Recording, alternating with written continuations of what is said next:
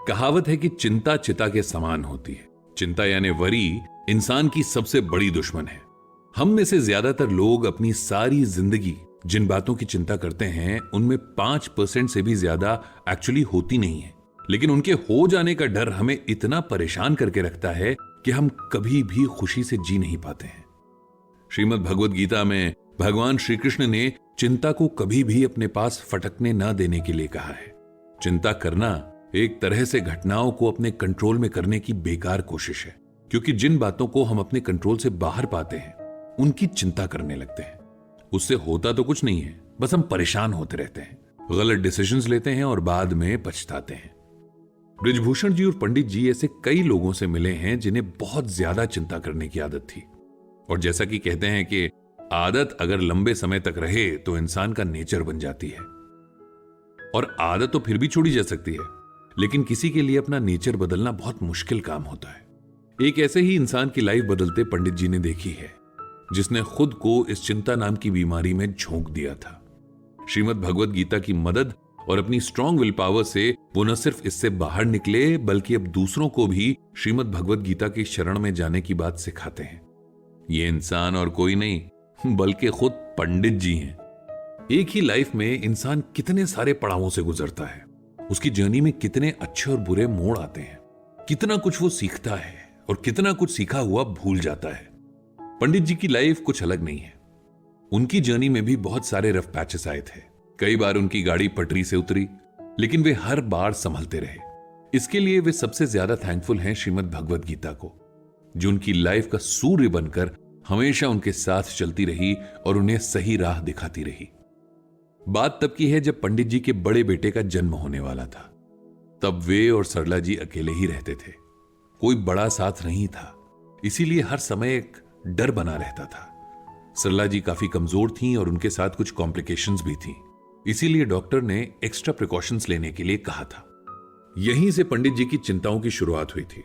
ऐसा नहीं था कि वे पहले किसी बात की चिंता नहीं करते थे, लेकिन वो वरीज उनके दिल और दिमाग पर हावी नहीं होती थी। उन दिनों तो उन्हें रात भर नींद नहीं आती थी। उस टाइम पर टेलीफोन की फैसिलिटी तो थी, लेकिन हर घर में फोन नहीं होता था।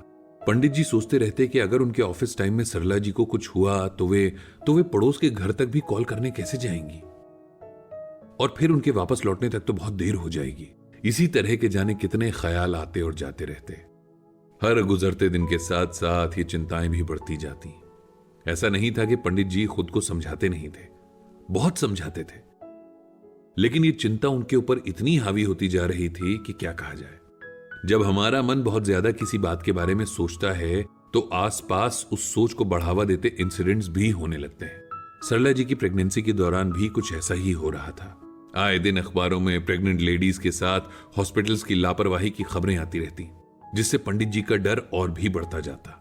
शुरू में तो वे अपना डर सरला जी से छुपा लेते, लेकिन बाद में सरला जी पर भी उनकी चिंताएं जाहिर होने लगी।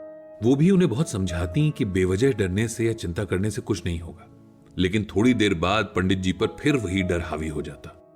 पंडित जी के सारे डरों के बावजूद उनके बड़े बेटे का जन्म बहुत आराम से हो गया था। उस दिन संडे था, इसीलिए पंडित जी घर पर ही थे। चांस की बात थी कि उनके एक रिश्तेदार अपनी कार लेकर उन लोगों के घर आए हुए थे, इसीलिए हॉस्पिटल जाने में कोई परेशानी नहीं हुई। डॉक्टर भी हॉस्पिटल में ही मौजूद थे और सरला जी को बेस्ट केयर मिल गई थी। कायदे से तो पंडित जी की सारी चिंताएं उस दिन के बाद खत्म हो जानी चाहिए थी, लेकिन ऐसा हुआ नहीं, क्योंकि उन्हें चिंता करने की आदत पड़ गई थी। अब उनकी चिंताएं अपनी वाइफ से शिफ्ट होकर अपने बेटे पर आ गई थी। इतने छोटे बच्चे को उन्होंने गोद में लेना तो दूर, कभी देखा तक नहीं था। सरला जी भी इतनी ही इनएक्सपीरियंस थी और कोई भी ऐसा नहीं था जो इन दोनों को गाइड कर सके। बस यही सोचकर पंडित जी को बहुत फिक्र होती थी। छोटे बच्चे को नहलाना, उसके सोने जागने का ख्याल रखना, उसके रोने पर यह समझना कि परेशानी में तो नहीं है, और अगर परेशानी है तो क्या है, यह समझना बहुत जिम्मेदारी और एक्सपीरियंस का काम होता है। पंडित जी अब इसी चिंता में रहते हैं कि क्या होगा, कैसे मैनेज करेंगे। उन्होंने अपने घर पर टेलीफोन भी लगवा लिया ताकि बार बार सरला जी से बच्चे के बारे में पूछ सके।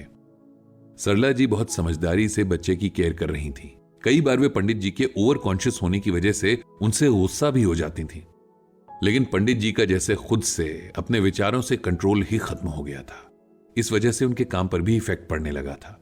जब उनसे बहुत गलतियां होने लगीं, तब उनके बॉस दुबे जी ने उन्हें अपने कैबिन में बुलाया और पूछा कि आखिर क्या बात है, क्यों कभी कोई लापरवाही ना करने वाले आप आजकल लगातार गलतियां कर रहे हैं। तब पंडित जी ने उन्हें खुलकर अपनी प्रॉब्लम्स के बारे में बताया। उन्होंने बताया कि कैसे बेवजह की इन चिंताओं ने उनकी पर्सनल और प्रोफेशनल लाइफ को डिस्टर्ब करके रख दिया है। बहुत कोशिश करके भी वे इससे बाहर नहीं निकल पा रहे हैं। दुबे जी बहुत समझदार इंसान थे, सालों से गीता पाठ भी कर रहे थे। वे जानते थे कि चिंता का दीमक इंसान को अंदर ही अंदर खाली कर देता है।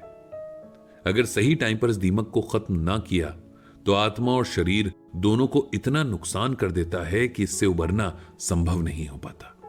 दुबे जी ने पंडित जी से कहा कि उनको आज और अभी से अपनी चिंताओं को खत्म करना होगा। इसके लिए रोज गीता पाठ के साथ ही अपनी विल पावर को स्ट्रांग करते हुए मेडिटेशन भी करनी होगी। उन्होंने मेडिटेशन सीखने के लिए उन्हें किसी योग सेंटर जाने को कहा और गीता पाठ के लिए रोज सुबह 1 घंटे का टाइम निकालने को कहा।